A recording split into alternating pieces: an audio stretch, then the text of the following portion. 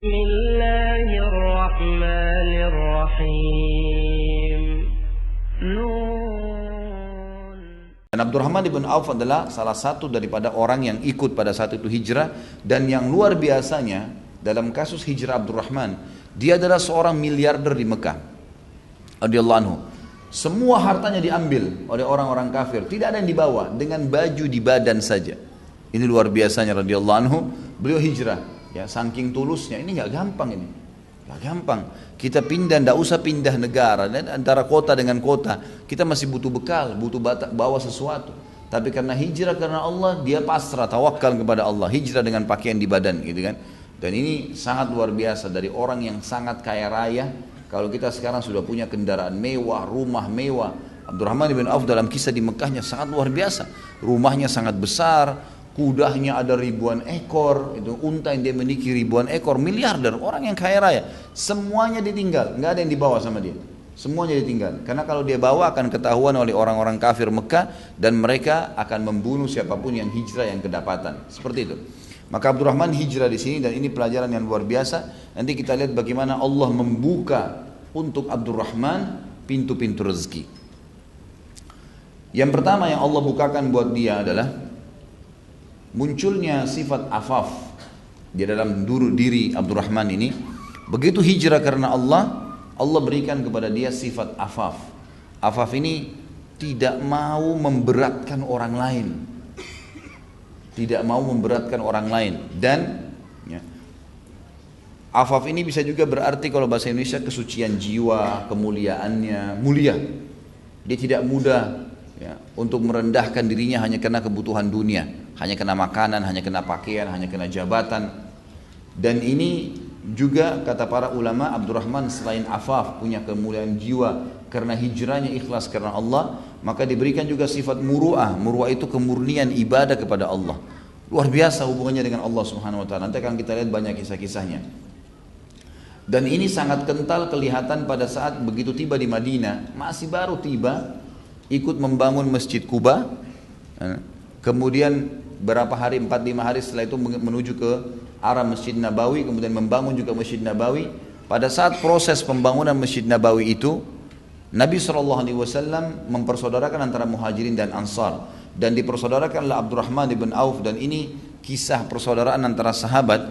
Semua buku sejarah menukil kisah Abdurrahman dengan Sa'ad ibn Rabi radhiyallahu anhu ajma'in. Sementara kisah-kisah persaudaraan sahabat sebenarnya banyak, tapi kisah Abdurrahman ini yang paling menonjol karena memang luar biasa gitu. Sa'ad ibn Rabi radhiyallahu anhu ini adalah salah satu pimpinan dari orang Ansar Madinah, dan orang yang kaya raya. Setengah perkebunan kurma di Madinah milik Sa'ad ibn Rabi, setengah perkebunannya.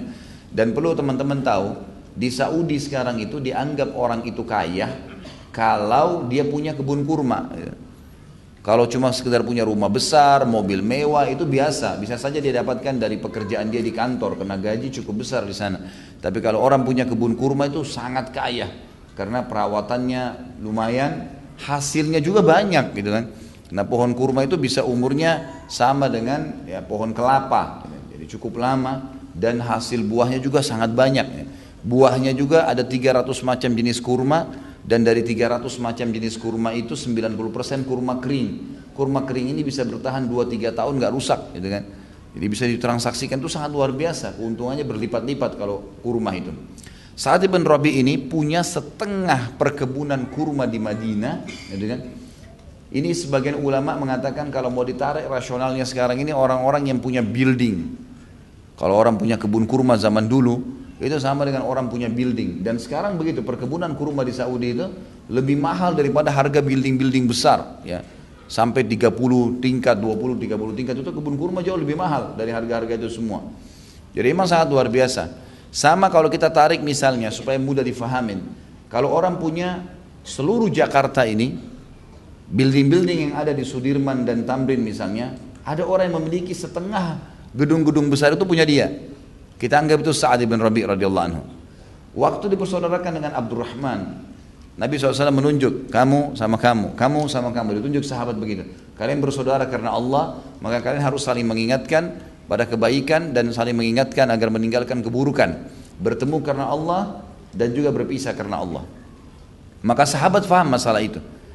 Waktu pertama sekali Sa'ad bin Rabi ditunjuk bersaudara sama Abdurrahman, yang paling pertama Sa'ad radhiyallahu anhu menerima itu. Walaupun dalam kondisi Abdurrahman orang yang sangat miskin pada saat itu, tidak punya apa-apa lagi, baju di badan.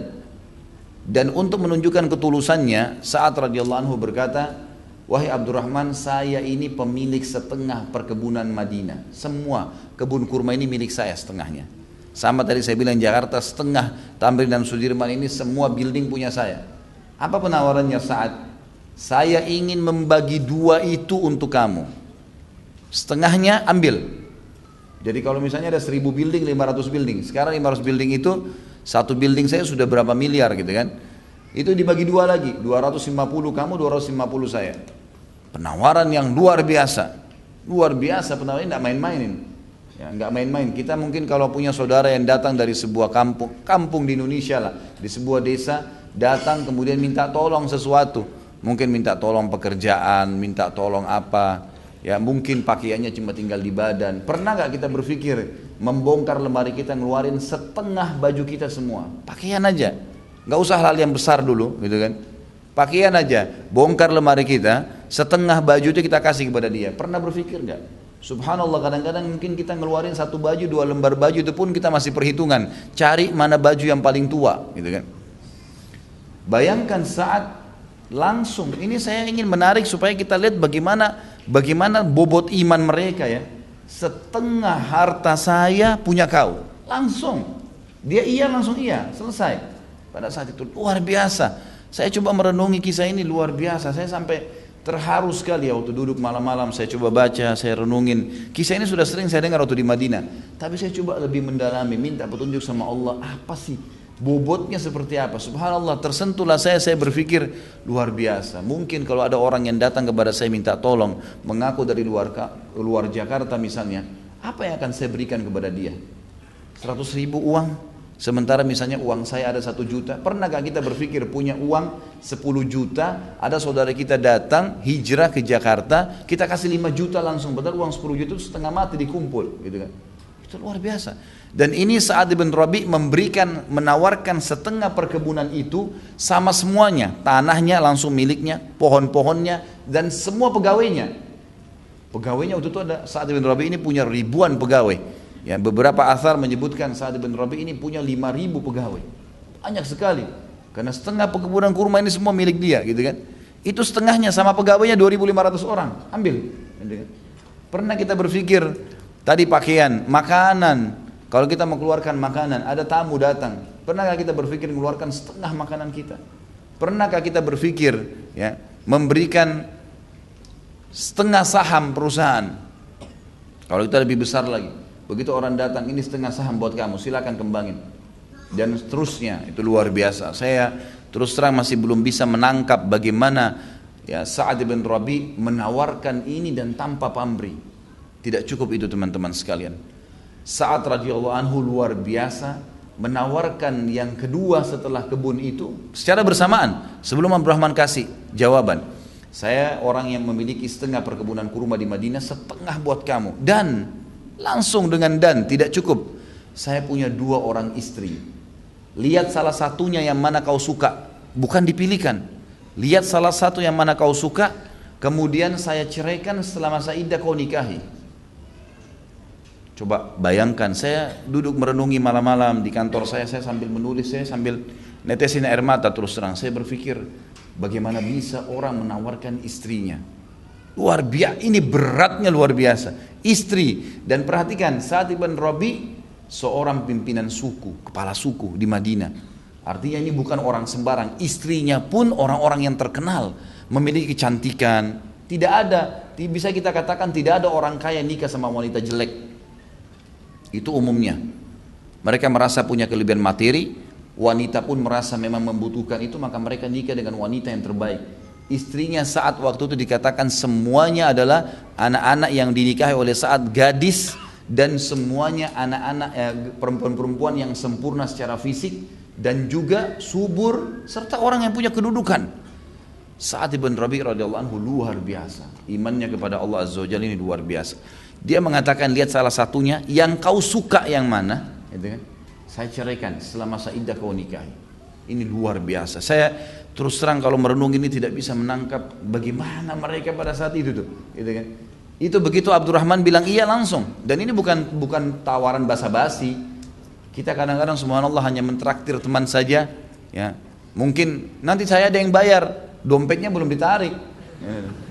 Nanti saya aja yang bayar. Kalau temannya bilang ya sudah nggak apa-apa nanti saya aja. Udah ya, udah terserah kamu. Enggak, bayangkan.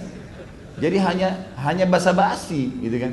Berapa traktir makanan 1 piring 2 piring teman-teman sekalian? 50.000, 100.000 masih berat kita keluarkan. Ini nawarin setengah usahanya yang sudah berjalan. Istrinya 1 dikasih sama dia, gitu kan. Itu bentuk luar biasa yang tidak bisa, saya terus terang sampai sekarang belum bisa menangkap bagaimana imannya mereka pada saat itu. Perhatikan tawaran ini dari Sa'ad bin Rabi radhiyallahu anhu. Ini luar biasa. Yang lebih luar biasa bagi saya adalah Abdurrahmannya. Miskin, nggak ada baju di badan, dan dikatakan pada saat itu waktu beliau hijrah ke Madinah, itu nggak, istrinya nggak ikut, anak-anaknya nggak ada yang ikut, sendirian, nggak ada baju kecuali baju di badan, nggak ada duit untuk beli makanan, nggak ada kenalan di Madinah, nggak ada rumah, nggak ada tempat. Ini belum tahu nih, numpang nebeng tinggal di masjid yang lagi sudah dibuat. Bayangkan. Dapat penawaran cash, setengah harta langsung kaya raya, dapat tiba-tiba punya istri dari wanita yang terkenal, gitu kan. Luar biasa. Apa jawabannya Abdurrahman? Semoga Allah memberkahi di hartamu dan keluargamu. Bahasa santun, artinya saya tidak akan menerima itu. Nolak, gitu kan. Nolak. Ini afaf, kesucian jiwa yang luar biasa. Dan itu luar biasa. Kita kadang-kadang tadi saya bilang hal kecil, hanya menerima tawaran traktir saja kita sudah langsung mengiyakan. Ini tawaran yang luar biasa, sudah susah digambarkan. Saya yakin teman-teman yang sudah punya istri, kalau membayangkan istrinya ditawarkan untuk temannya seiman, itu nggak gampang, itu susah sekali. Makanya para ahli sejarah mengatakan diangkat kisah Abdurrahman paling menonjol dalam masalah persaudaraan ini karena tidak bisa dibayangkan, gitu. Susah, nggak semua sahabat menawarkan seperti itu. Dan ini penawaran yang tulus, memang betul-betul karena Allah, gitu kan. Dan Allah pertemukan 2 orang yang mulia. Abdurrahman pun tidak kalah mulianya, lebih luar biasa, ditolak semuanya, nggak mau. Ini kemuliaan jiwa nih, gitu kan. Dalam Islam saudaraku, kata Nabi SAW dalam hadis Bukhari, yadul ulya khairu min yadis sufla. Muliakan hidup kita itu. Kata Nabi SAW, tangan yang memberi lebih baik daripada tangan yang menerima. Tidak boleh ya, kita mengulurkan tangan kasih saya dalam Islam itu terhina. Nggak bisa. Itu minta ya. Ini Abdurrahman bin Auf bukan minta, ditawarkan, dia masih nolak. Punya kemuliaan jiwa, nggak mau. Sudah jangan, nggak apa-apa. Dan dengan santun dia, dengan bahasa yang sangat tinggi ya, secara bahasa, secara sastra ini sangat luar biasa. Dia tidak, jadi orang itu kalau mau menolak ya, dan memiliki adab yang tinggi, dia mengatakan semoga Allah berkahi kamu. Jadi dia bukan cuma sekedar tidak mau mengambil, dia langsung mendoakan, mengatakan semoga Allah berkahi keluargamu dan hartamu, semoga makin banyak. Udah, dia cuma bilang tunjukkan untuk saya di mana pasar, itu saja. Lalu Abdurrahman pun ditunjukkan pasar. Sa'ad bin Rabi' belum tahu mau apa nih Abdurrahman. Dia minta pasar, ya sudah, ditunjukkan pasar. Lalu Abdurrahman ada beberapa athar menyebutkan, diantaranya adalah dia temukan di pasar Madinah paling banyak ditemukan penjual cangkul dan kebutuhan perkebunan, karena rata-rata orang kerja kebun kurma. Maka Abdurrahman mendatangi salah satu dari orang yang memiliki toko di sana, kios, lalu kemudian dia minta, bisa nggak? Saya mau hajir, saya mau beli, saya beli, bukan minta, bukan pinjem. Saya beli dari Anda, tapi jatuh tempo. Saya ngambil 3 cangkul, 4 cangkul, 5 cangkul, anggap saya beli, besok saya bayar. Jatuh tempo 1 hari. Dan dari sini ulama mengambil hukum bolehnya transaksi dengan jatuh tempo, ngambil sebelum modal. Dengan kepercayaan ini dibolehkan. Dan Abdurrahman cuma membawa bekal itu saja. Bagaimana kejujurannya. Subhanallah, diambil 5 cangkul tersebut, dijual di pasar itu, dia keliling laku. Dibayar langsung ke toko itu, dia ambil besoknya 20. Dalam 1 bulan saja Abdurrahman sudah punya kios, gitu kan. Udah punya kios sendiri. Kemudian Abdurrahman melakukan satu perilaku yang luar biasa. Dan ini jarang disentuh dari sisi ekonomi. Bagaimana cerdasnya dia dalam berbisnis, gitu kan. Padahal waktu itu tidak ada sekolah khusus bisnis, gitu. Abdurrahman melihat pasar itu terlalu padat pada saat itu. Dan dia melihat di sebelah pasar itu ada lahan yang kurang efektif. Maka dia datangi pemiliknya. Lalu dia ajak kerjasama pemilik tersebut. Dia bilang, bagaimana kalau tanah ini kita buat pasar baru? Caranya bagaimana? Kata orang Ansar itu. Caranya sederhana. Jadi buka lahan ini, dibersihkan, kita bayar beberapa orang membersihkan lahan ini. Kemudian dipetak-petakin, kayak kita sekarang mungkin buat pasar, dipetak-petakin. Kemudian kita tawarkan kepada pedagang-pedagang yang baru mau dagang, karena pasar itu sudah penuh, kalau ada pedagang baru mau masuk nggak bisa. Kita tawarkan kepada pedagang-pedagang yang baru mau masuk, silahkan, mereka boleh pakai petak-petak ini, dan tidak harus bayar, gratis, silahkan gratis. Kalaupun ada yang mau bayar, maka dia bayar terserah dia, sukarela, bayar berapa saja, gitu kan. Maka kita mendapatkan pahala dan juga kita akan mendapatkan income walaupun tidak jelas, karena tidak diambil jumlah tertentu sewanya. Yang milik tanah mengatakan silahkan jalani saja. Dibersihkan sama Abdurrahman, lalu Abdurrahman membuat pasar yang sangat luar biasa pada saat itu. Dibentuk sama dia pasar yang menunjukkan pasar ini jauh lebih rapi dari pasar sebelumnya, dan akhirnya kesambung dengan pasar yang sudah ada di Madinah. Akhirnya ternyata orang-orang kena merasa senang dengan ide Abdurrahman. Orang bukan hanya membayar sewa, orang pada memberikan banyak sekali harta, yang membuat tiba-tiba dalam 1 bulan saja Abdurrahman bin Auf berhasil mengumpulkan harta yang banyak. Kemudian juga Abdurrahman berhasil menikahi salah satu wanita dari Ansar. Sampai dalam hadis Bukhari disebutkan, Abdurrahman sempat hadir waktu sholat dengan Nabi SAW, lalu kemudian selebihnya pergi. Nabi SAW belum tahu perkembangannya. Sebulan kemudian Abdurrahman datang, sudah tercium bau wangi-wangian di bajunya, bajunya sudah bagus, ya. Lalu Nabi SAW tanya, ada apa wahai Abdurrahman? Jadi ini ada bahasa yang digunakan oleh Nabi, bahasa persahabatan, ya. Jadi Nabi SAW, kalau bahasa Indonesia susah saya terjemahkan, tapi beliau mengatakan kurang lebih, kenapa tiba-tiba berubah kau Abdurrahman? Ada apa? Kelihatan ada wangi-wangian, bajumu sudah bagus. Kata Abdurrahman, saya menikah ya Rasulullah. Nabi SAW heran, menikah. Waktu itu kebetulan menikahi, ya, orang-orang Ansar di awal Islam, mereka masih pakai tradisi sebelum Islam dulunya. Jadi terlalu tinggi maharnya orang Ansar itu. Mereka susah untuk dinikahi, gitu kan. Apalagi orang-orang Ansar di Madinah ini tidak ada pendatang seperti Mekah, dari budak-budak, gitu kan. Dari orang-orang yang datang mencari kerjaan, memang rata-rata mereka itu orang-orang yang mampu waktu itu di Madinah. Maka menikah itu sebuah prestasi besar. Kata Nabi SAW, sama siapa kau menikah? Dengan wanita Ansar ya Rasulullah. Apa yang kau kasih sebagai mahar? Dia bilang emas, ya, emas yang saya berikan sebagai maharnya. Nabi SAW sudah tahu, berarti sudah berhasil nih Abdurrahman. Lalu kata Nabi SAW, awlim walau bisyat. Kalau begitu Abdurrahman iklankan walaupun dengan seekor kambing saja. Dan ini termasuk hukum syar'i juga keluar dari situ. Bagaimana seseorang kalau menikah, dia mengiklankannya. Alhamdulillahi Rabbil Alamin.